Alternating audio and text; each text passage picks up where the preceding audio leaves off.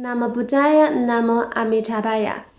Hello everyone. So today will be our final discussion on how to assist Nianfo for the dying, part 3. This discussion is based on Patriarch Yinguang's letter, The 3 Important Matters at the Time of Death, which is based on the Buddhist sutras. So in the first 2 videos, we talk about the first 2 important matters. First, to be skillful in guiding and comforting, so to make the patient give rise to the right faith.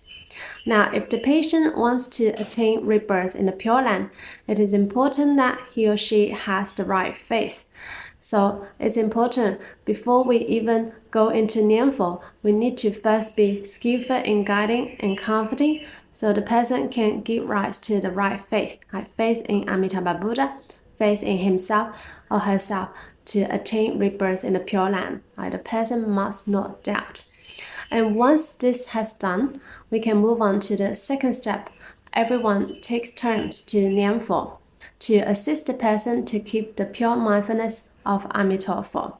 So if only you are there to assist Nianfo, what you can do is also to use your phone or iPad to play any of the Assist Nianfo chant that we have on our channel under the Assist Nianfo playlist. So just ensure that there will always be the sound of Amitofo next to the patient. Even after he or she has stopped breathing, I still keep Nianfo for a minimum of 8 to 12 hours or 24 hours if possible, just in case that the consciousness has not left the body yet. So must always assist the person to keep the pure mindfulness of Amitofo. Now today let's look at the third important matter. Thirdly, avoid moving and crying so as not to cause mishaps. When the patient is dying, it's the time when mortals, sages, humans, and ghosts part ways. It's very crucial. At this time, you can only use the Buddha's name to enlighten his spiritual consciousness. And one must not take a bath for the patient, change clothes, or move from his sleeping place.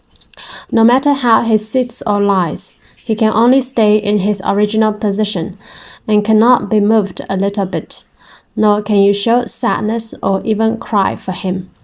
Because at this time, the body can no longer control itself, and if you move it, he will suffer from twisting pain in limbs and feet.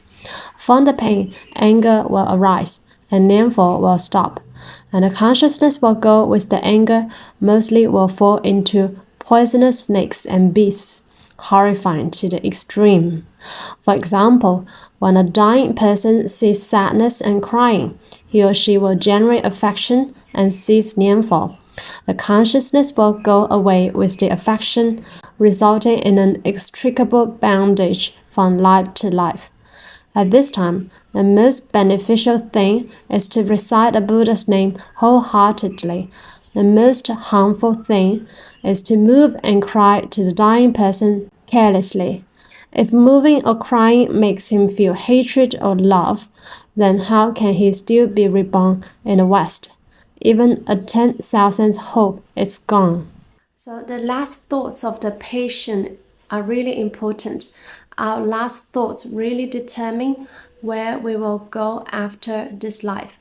So if there are people there who are assisting Nianfo, family and friends, I make sure that they don't move the body of the patient. It doesn't matter what position the patient is in. I do not touch the body, do not move the body, because this may generate discomfort or hatred.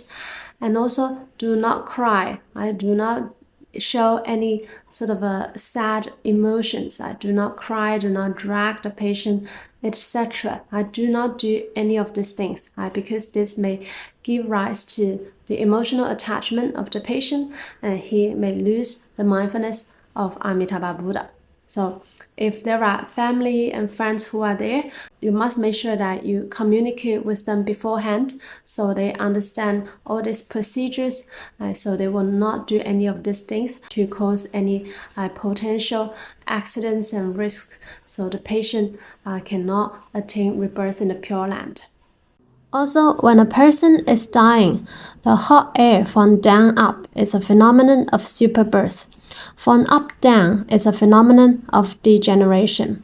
Therefore, there is a saying that the top to the holy, the eyes to the heaven, the humans are from the heart, animals are from the knees, and the hells are from the bottom of the feet. But as long as everyone sincerely assists Nianfo, the dying will naturally be reborn in the West immediately. Don't go to touch the dying person frequently.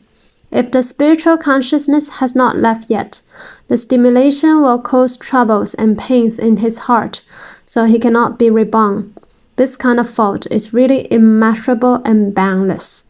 I hope that relatives and friends, everyone should sincerely recite the Buddha's name and don't feel his heat, and test which part of him is the last to become cold. Those who are children, pay attention to this matter is true filial piety. If we act according to all kinds of human feelings in the world, then it's like we're pushing our parents into the sea of misery so as to get ordinary ignorant people to praise us for our filial piety. This kind of filial piety is the same as the love of Rakshasa. The Buddhist scriptures say the Rakshasa woman eats humans and says, "I love you, so I eat you."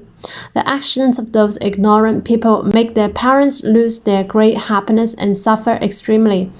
Isn't it the same as the love of the Rakshasa woman?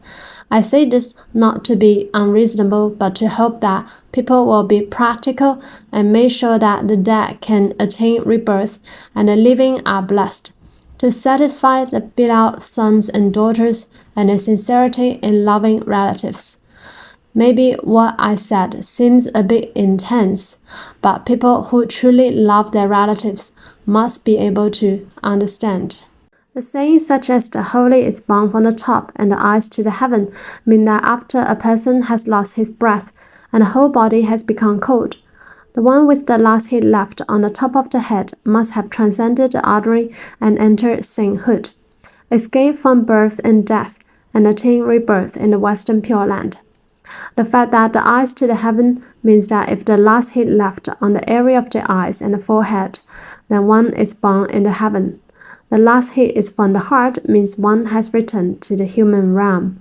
The last heat from the lower abdomen means that one is born into the hungry ghost realm.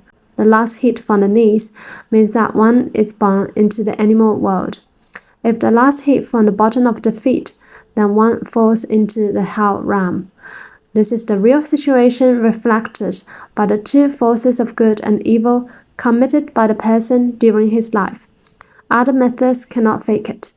At this time, if the patient can sincerely recite the Buddha's name, Amitabha, coupled with the help of his family members and friends in assisting Nianfo, he can definitely be reborn with his karma, become a saint, and be reborn in the land of bliss.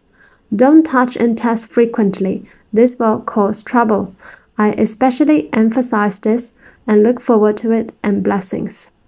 So Patriarch Yinguang also told us how to judge which realm a person may be born after death by judging the position of where the heat last left from the body. So if the heat left from the top of our head, then it's a super birth. And if the person is Nianfo, then he or she has definitely attained rebirth in the Pure Land. One has transcended the cycle of birth and death.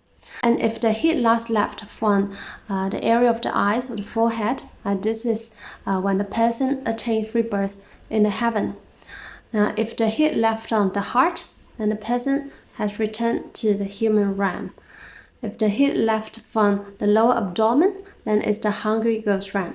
If the heat left on the knees, then it's the animal realm.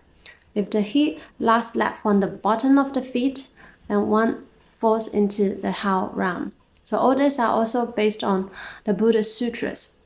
But knowing this, I do not go and touch the patient's body after he has stopped breathing. I do not do this. I do not touch the person for a minimum of 8 to 12 hours or 24 hours if possible. Just in case the consciousness has not left the body yet, and if you touch the person's body, he or she may generate hate or love. So don't touch the body for a minimum of 24 hours if possible. So in many circumstances, this may not be possible if the person died at a hospital. So that's why some Pure Land practitioners, they prefer to die at home. They Nianfo diligently, they write their will in advance, and knowing that their families and relatives, they won't understand any of this. So they just go quietly by themselves. They Nianfo diligently, they know their time of rebirth, so they prepare everything in advance, and then they just leave quietly. So this can also be what Pure Land practitioners can do. If you know that your family and relatives, they're very much attached to you, they will not understand any of this, even if you explain to them. And what you can do is just prepare everything in advance, write out your will, Nianfo diligently. You will definitely know the time of your rebirth. And then when you know the time is here, you just leave quietly.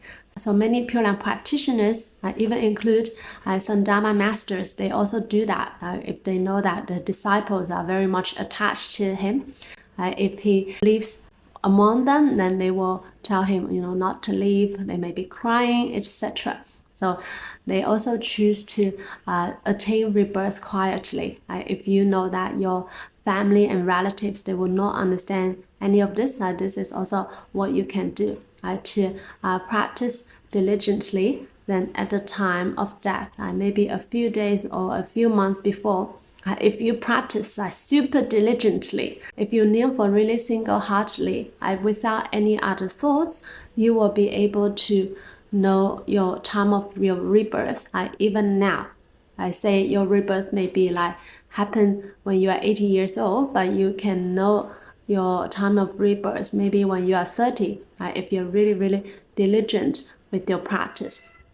For most people, they will know maybe 3 days beforehand or a few months beforehand. If towards the end of their life, they're very diligent in their Nianfo practice and their faith is very strong, then they will know the time of rebirth. So this should really be the aspiration for us Pure Land practitioners, that we can know our time of rebirth in advance, and we can prepare everything in advance, so there will be no mistakes and no accidents that will happen. Okay, so in summary, the 3 matters are: first, be skillful in guiding and comforting, so to make the person give rise to the right faith. Second, everybody takes turns to Nianfo to assist the person in keeping pure mindfulness of Amitabha. Third, avoid moving and crying to prevent mishaps or accidents. So if you understand all these 3 matters, you watch these videos and also you study the letter, then you can definitely assist Nianfo for the dying. You will know exactly what to do, and you can help the patient to attain rebirth at the time of death. So for any of you who want to assist Nianfo, watch these videos and study the letter, and you can definitely help people to assist Nianfo at the time of death. So I hope this helps. Namo Buddhaya, Namo Amitabha.